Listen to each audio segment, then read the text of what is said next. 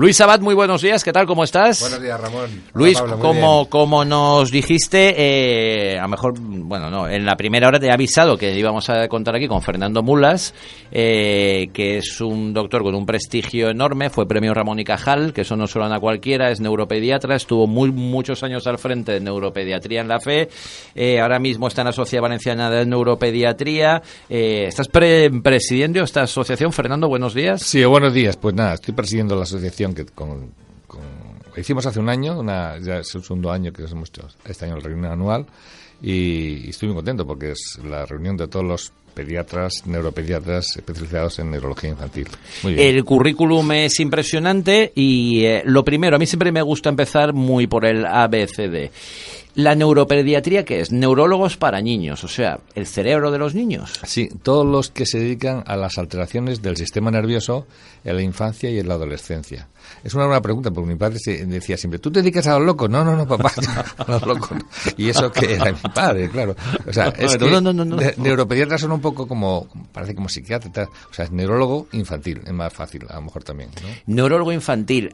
¿Hasta qué edad el cerebro se va desarrollando? Es decir, ¿el cerebro de un niño es como el de un adulto? ¿El de adulto ya está desarrollado y ahí lo que no hemos aprendido de pequeños ya no habrá manera de meterlo? O sea, hablando lo que decías pero tú. El cerebro infantil es más ágil, es más permeable, es más... Sí, el cerebro infantil tiene la gracia de la plasticidad cerebral que tiene su desarrollo hasta los 6, 8 años de forma más importante, aunque hay gente que tiene que madurar toda su vida, ¿no? Como decías antes. Pero efectivamente, hasta los 8 o 10 años el cerebro es una fuente de posibilidades que tiene, y gracias a la intervención precoz, la atención temprana, pues conseguimos que cosas que antes no se podían ni imaginar que el cerebro desarrollase, incluso un cerebro con alguna disfunción o trastornos del desarrollo. Todos los trastornos de neurodesarrollo son fundamentales para el futuro de la vida de las personas, ¿no? O sea, entiendo que aquí entonces es fundamental detectar, claro, no sé si la palabra es anomalía, carencia o algo, pero cuanto antes se detecte algo es mejor, porque tiene remedio. Se llama trastorno, por decirlo de alguna manera. Trastorno. Porque a veces no son enfermedades, lo que está mal visto tener una enfermedad. Tienes un trastorno, es menos más. Sí, trastorno del neurodesarrollo, trastorno del espectro autista, trastorno del déficit de atención con hiperactividad, en fin, son trastornos. Son cerebros que tienen anatómicamente la estructura normal. Tú, un niño con un síndrome de Down, por ejemplo, le haces una resonancia cerebral o un electroencefalograma, esa es normal, pero el funcionamiento de esa persona no es adecuado de acuerdo a su capacidad o su nivel intelectual que debería tener, ¿no? Y esto es lo que hacemos nosotros, detección precoz e intervención precoz. Cuanto más precoz, mejor. Sí, a veces hasta, por ejemplo, un niño autista al año y pocos meses, podemos saber que es un niño con un trastorno de espectro autista. Si se interviene precozmente, pues los logros van a ser muchísimos. El trastorno de atención o hiperactividad, que es una de las cosas que tenemos aquí un especialista, Luis Abad, con el Centro Recenit. ¿Por qué hacemos? Pues si hacemos un diagnóstico a los 5 o 6 años antes de que el cuadro empiece a dar problemas en la edad escolar, pues el futuro va a ser mucho mejor, claro. ¿Hay cambios espectaculares? Cambios espectacularísimos. Hay pocas cosas que curamos los neurólogos, pero esto sí que podemos hacer cosas importantes para cambiar el curso de las personas y de la sociedad de alguna manera. Esto es una intervención que va a producir logros y positivos, una inversión que merece la pena. La rentabilidad del esfuerzo económico que supone desarrollar estos programas para la familia y para la sociedad es muy rentable. Hombre, a la familia imagino que le cambia la vida. Pues sí. Cuando se detecta y hay una mejoría muy apreciable. Sí. Eso de que los médicos a veces parecen vagos en sentido de que cambia de pronto el rumbo de las cosas, en algunos casos sí que tiene que ver con esto. Un niño que de pronto no atiende, que va mal en el colegio, que tiene una autoestima bajísima, que cambia su forma de funcionamiento, su capacidad de programar las cosas, es que cambia la vida de las personas. A veces vienen los padres, también tenemos que tratar a los padres, porque vienen tan desquiciados que hay que tratarlos a las madres, ¿no? Pero bueno, a los niños es que el cambio es espectacular muchas veces. Yo creo que merece mucho la pena, ¿no?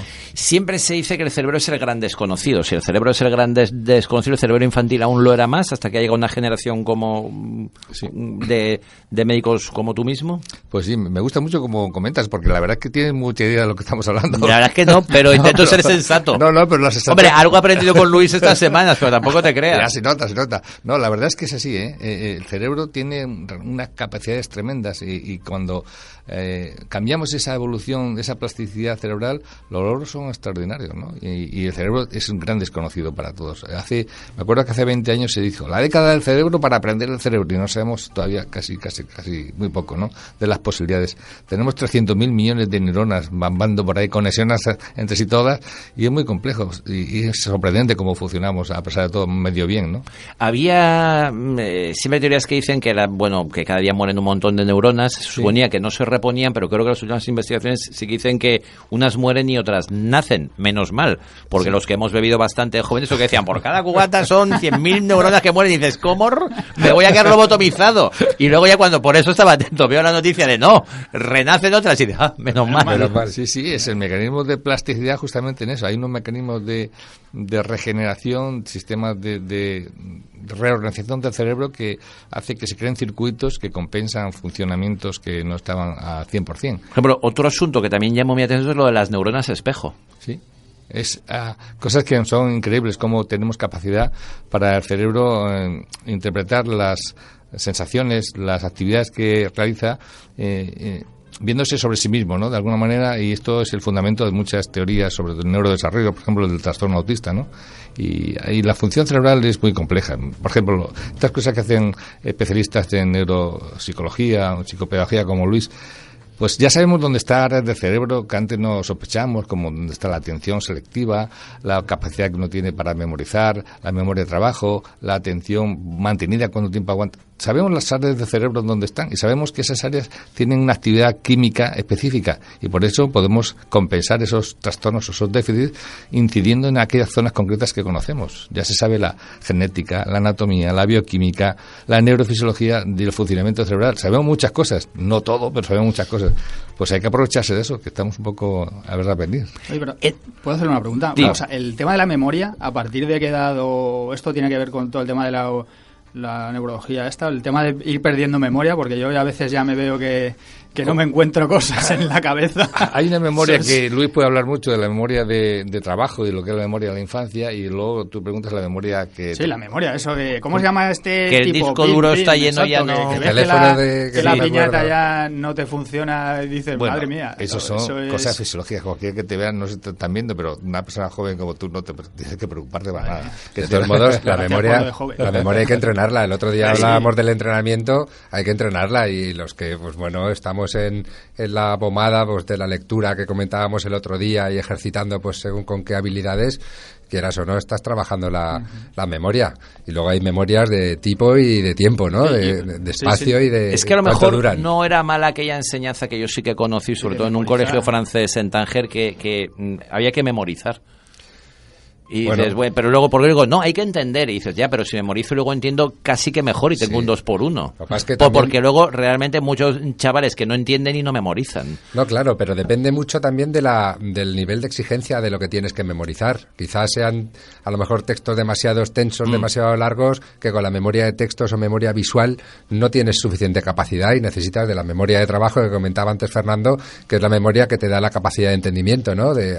Para a nivel de relacionar, a través de inferencias sobre qué tiene que ver con lo que tú ya sabes, y de esa manera pues tú comprendes y almacenas más cantidad de información. Y además una cosa es la memoria, otra cosa es la atención, porque a veces uno no memoriza porque no ha prestado atención. Claro, no estás... Si es lo que no te interesa... Pero sí hay estrategias para recordar la memoria, es hacer anotaciones, tener una libreta, tener una serie de recordatorios que te hacen que esas cosas que, como un túmulo tiene tantas cosas que hacer, al final se te escapan unas cosas, ¿no? Es que había quedado y resulta que no sabía ni que había quedado.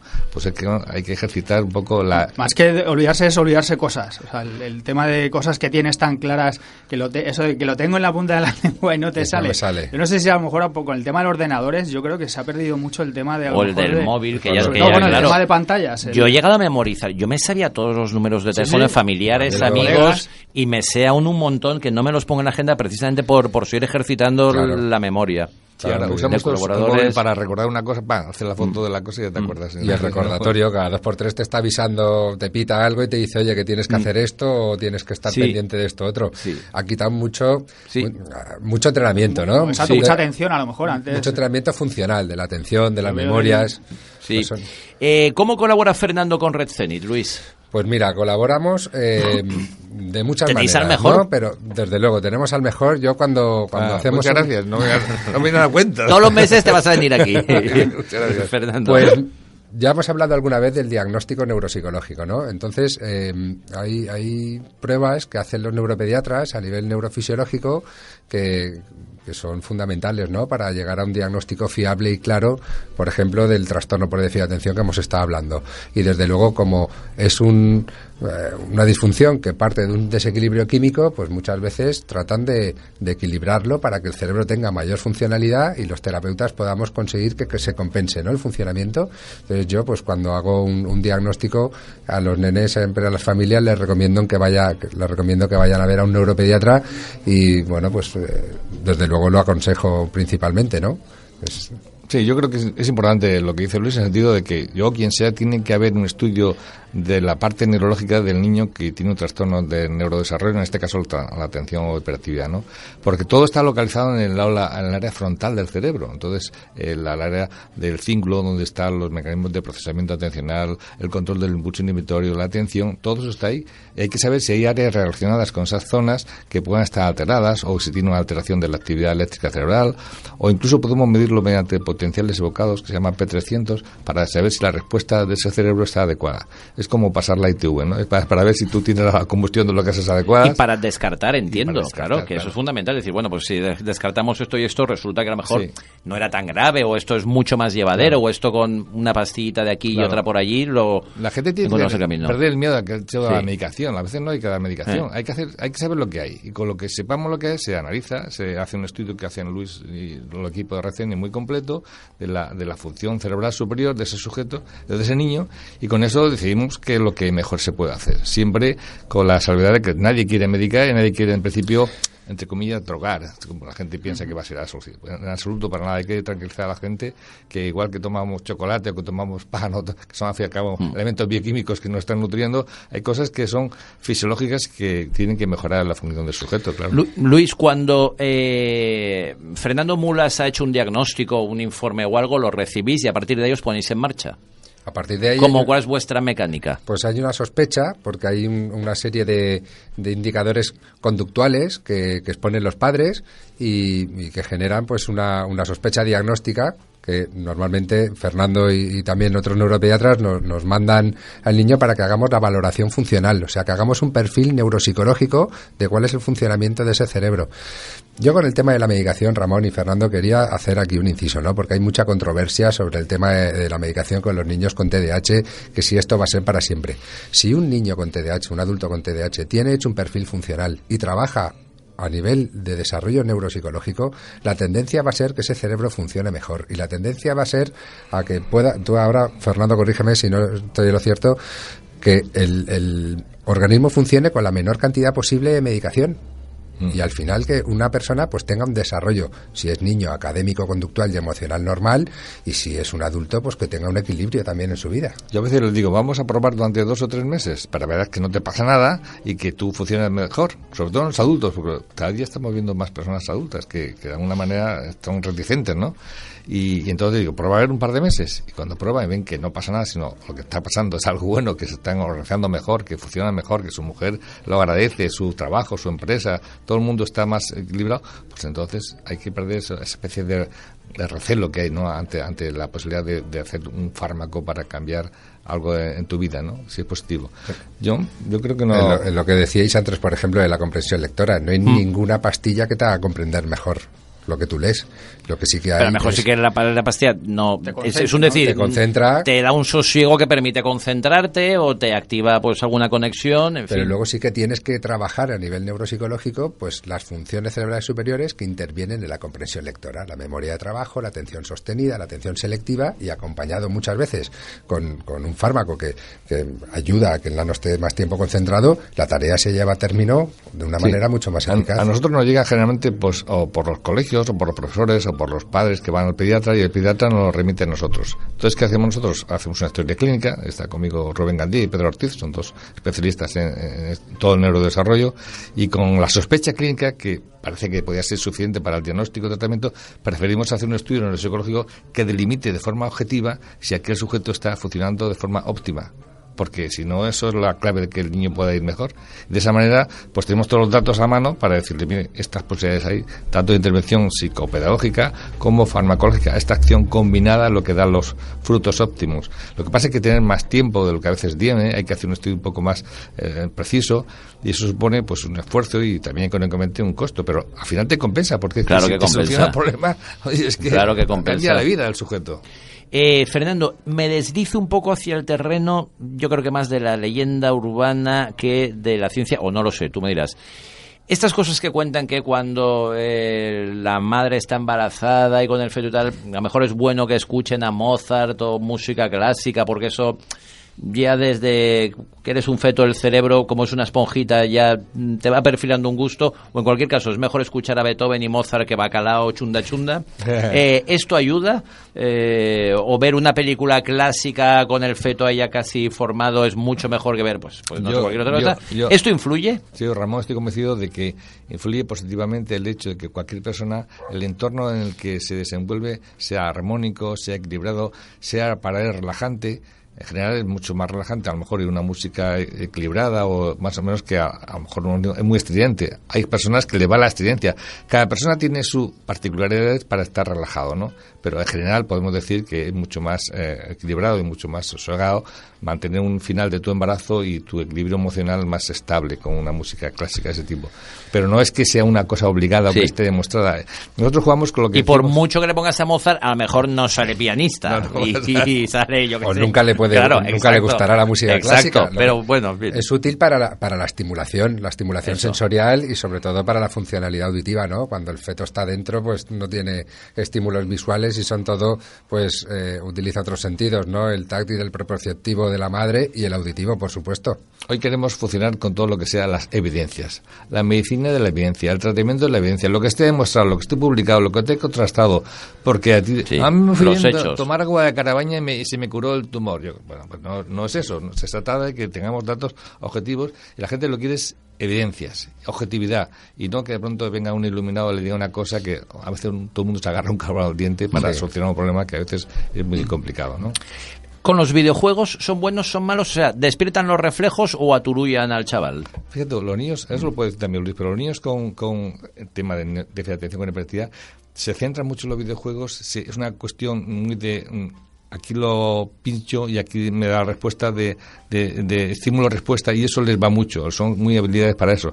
Pero un exceso de los videojuegos, puedes comentar tú, Luis. Es que tiene que ser un videojuego específico, ¿no? Y tampoco puedes estar jugando al Counter-Strike durante 7 horas y ponerte ahí a matar gente, ¿qué tal? Porque no, lo que te hace es perder tiempo para otras cosas, ¿no? Pero sí que es verdad que resultan muy interesantes a la hora de estimular algunas funciones cerebrales superiores, como las que hemos comentado de memoria, por imaginaros el tema de los mapas que tengas que seguir por aquí o por allá, o la atención o la velocidad. Pasando pantallas igual le estimula al chaval que va haciendo las cosas bien, ¿no? Claro, es un positivo, beneficio, una ¿no? Claro. La hiperestimulación está contraindicada absolutamente. Total. Porque al final es que estamos dando una sobreestímulo a un cerebro que no está preparado, eso crea mecanismos de disfunción. El niño que se lo pone a los 6 meses delante de la televisión para que oiga hablar, y eso es una cosa que hay gente que cree que eso es positivo. Incluso con niños con altas capacidades a veces se estimula demasiado ahí con la música. Sí. Hay que tener toda una ponderación para todas esas cosas, ¿no? Y el otro día mucha gente lo que tienes que hacer es consultar al especialista. Mira una madre con un niño de 12 años que traía un videojuego que era increíble el juego, se mataba, salía sangre, parecía tan real que yo me quedé espeluznado, ¿no? Entonces, ponía el juego para menores de 16 años, pues señora, no lo des, si después de 12 años, un niño de 12 años te puede presionar mucho, es un niño que es una paliza si se pone a darte la lata con una cosa. Lo que tú no puedes, para conseguir que el niño estudie, que se centre en media hora, es darle algo que no es producente, ¿no? Entonces, yo pediría a los padres mucho más rigidez, cautela, porque si no a veces el problema se hace más grande. Y que elijan bien, porque desde luego no es lo mismo lo que comentábamos antes de un Doom o de un Counter-Strike, que por ejemplo nosotros utilizamos mucho un juego de la Wii que se llama la Wii Fit, que es una tablita de step que se pone en el suelo y los niños hacen ejercicios de coordinación, de atención, de velocidad de anticipación, de control, porque te vienes un poco como el antiguo humor amarillo que había en pruebas y tal. Y entonces ahí los niños realmente están practicando sin que sea un juego agresivo, ni violento, ni nada por el estilo, ¿no? El campeón de los trastornos en la actualidad es el de la deficiencia de atención con hiperactividad. El de atención. Sí, es casi el 5% de los niños tienen este tipo de trastorno. No es mucho, es uno de cada aula escolar. Y a veces es un problema que pasa muy desapercibido, porque estos niños son hiperactivos. Siempre tienen la legendaria que el problema mayor es la atención, es la capacidad que uno tiene para procesar todos los mecanismos de información adecuadamente para que ejerza la función ejecutiva, que se planifique, que dependa de su propio trabajo. Y aquí en esta sociedad estamos muy acostumbrados a pensar tifet y las cosas sobre la marcha, muy impulsividad, y si sale, da la casualidad que sale, y aquí que hay que funcionar de otra manera, no solamente en medicina, sino en política y en todo hay que funcionar así. Que hemos ido perdiendo lo de la reflexión frente al impulso y lo de ahora todos son emociones, no, pero vamos a pensar. ¿Usted eso de verdad quiere comprar eso? Sí. Piénselo, ¿no? Me gusta, ya, pero piensa. Claro. Y además es la función racional que tenemos los humanos, afortunadamente, hay que desarrollarla. Yo que soy muy planiano, Josep Pla siempre insiste en sus diarios sobre eso, de que el drama de España siempre es que somos muy impulsivos y meridionales y aquí nunca reflexiona nadie, o muy pocos, yo por desgracia no me cuento entre ellos, pero es una pena, echamos de menos que hay que pararse a pensar, Hombre, a cavilar un poquito. El estilo educativo normal es reflexivo frente a impulsivo, ¿no? Y sí que tenemos, es verdad, una tendencia tremenda a precipitarnos muchas veces en muchas cosas. Y además que perdemos muchas opciones de aprender y de disfrutar de las cosas de la vida, que no lo experimentamos. A mí me gusta mucho lo que hacen ellos. Hay un programa que tienen el Captain que ponen películas de interesantes, ¿no? Yo qué sé, de Indiana Jones. Y los niños van viendo las películas y les van preguntando entre medios cosas que los niños tienen que darse cuenta que está la pregunta hecha. Y de alguna manera, pues no solamente estar, porque a veces vas a ver una película y ¿qué te ha pasado? Pues llega tal, le mata, no sé qué, y se acaba. Y no se ha enterado nada de lo que realmente no ha asimilado. Sales del cine y dices, ¿qué he visto? Fíjate los niños de este tipo, las personas así. Pues esto es lo que hay que tratar de modificar. Eso es la verdadera intervención y plasticidad y mejoría de nuestro cerebro, ¿no? Fernando, creo que habéis preparado para marzo un curso internacional. Sí, el 18 curso internacional. Eso es lo más importante que hacemos.